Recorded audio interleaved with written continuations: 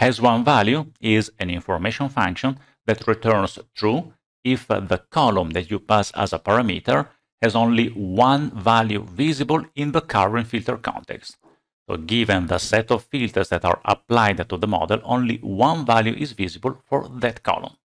You typically use it in order to check that the user selected only one value, or before doing the conversion of a table into a scalar value to make sure that there is only one row visible. Let's see how it works. I have created three measures here. Audio only uses calculate to place a filter on the category column to show only audio, and has1value product category returns true because only audio is visible. In the second row, I place the filter on category again, but I select two values, audio and computers, and the result is false because there are two values visible.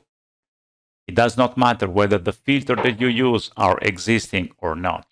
If you place a filter on audio or bananas, there are no bananas in this data model, so this second filter is not effective and only audio will be visible. Therefore, has1value returns true.